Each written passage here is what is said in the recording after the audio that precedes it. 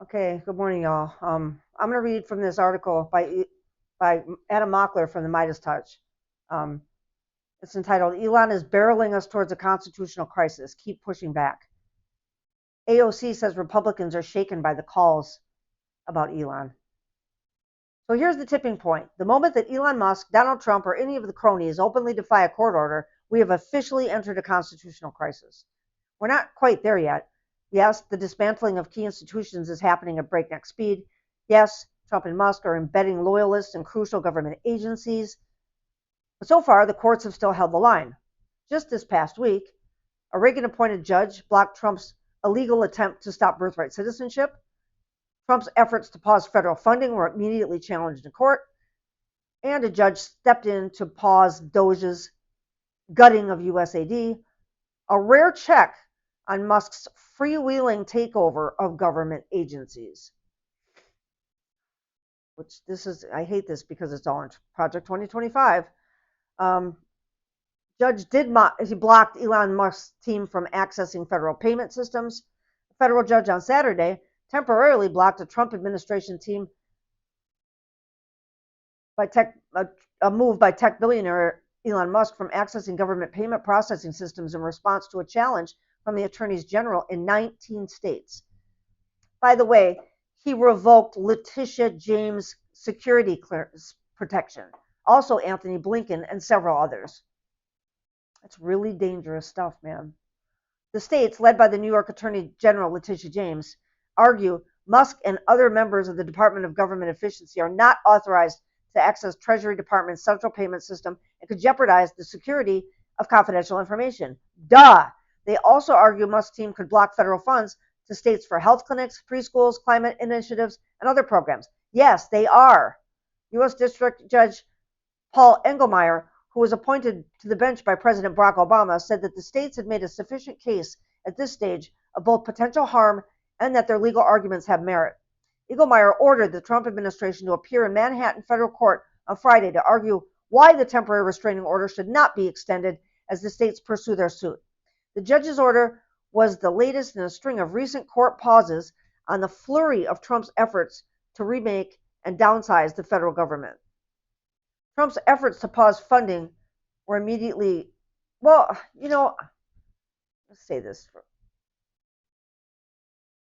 No, I'm just going to read. So even with Trump and Musk gutting democratic institutions, we haven't yet become Hungary, a country where democracy collapsed because of the exact playbook that Trump is using. Attack the media, stack the institutions with loyalists, and defy court orders until the judiciary bends to your will. This is what happened in Hungary. And this is exactly why Steve Bannon and Donald Trump have been in constant touch with Viktor Orban since he won the election in Hungary. Viktor Orban the dictator of Hungary, has been to Mar-a-Lago so many times I've lost count over the past 4 years. They're good buds. They sure are. So, but today, both Elon Musk and JD Vance started floating the idea of outrightly defying a court ruling. And it felt coordinated, and it did. They're very coordinated in their messaging. So JD Vance sends out this tweet. If a judge tried to tell a general how to conduct a military operation, that would be illegal. If a judge tried to command the attorney general how to use their discretion as a prosecutor, that's also illegal. Judges aren't allowed to control executive legitimate power. That's not true. He's misstating things to twist it because, they're good at this too. But what about Nixon? Didn't the Supreme Court ultimately send the ruling that ended his presidency? I believe they did. Oh, well, how about Trail of Tears, Andrew Jackson? How about even more recently? How about President Biden and his kind of overreaching? I wanted it because I have $18,000 in student loans, but the ending of the student loan decree, which was very ambitious, but they blocked that. So they do have a duty, not just the ability to check executive power, a duty, a constitutional fucking duty to check executive power. He's just trying to make it. So after he tweeted that,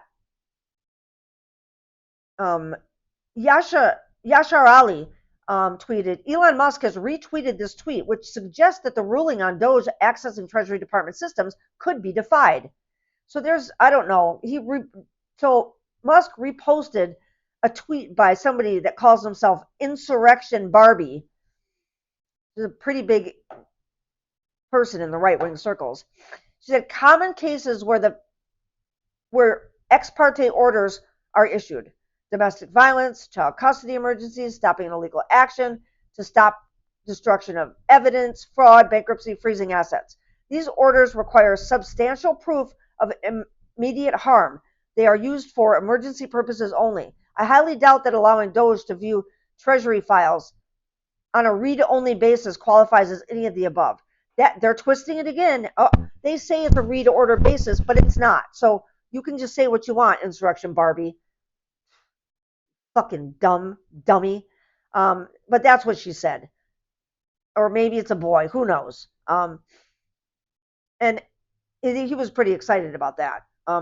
The states, led by New York Attorney Letitia James, argue that Musk and other members of the Doge are not authorized. They keep, I don't know how many times we're going to have to say the same thing. So let's just go to the end. This is what we need to watch closely. Trump is throwing countless distractions per day, holding up the Super Bowl appearance, building up to a Super Bowl appearance. But they're just noise. He's flooding the zone. The real danger is what's happening behind the scenes, the normalization of lawlessness. The good news, public pressure is working. Take it from AOC, who recently said, I think the volume of calls this week has absolutely started to change the tide. Democratic and Republican members alike are actually getting a high volume of calls. And if that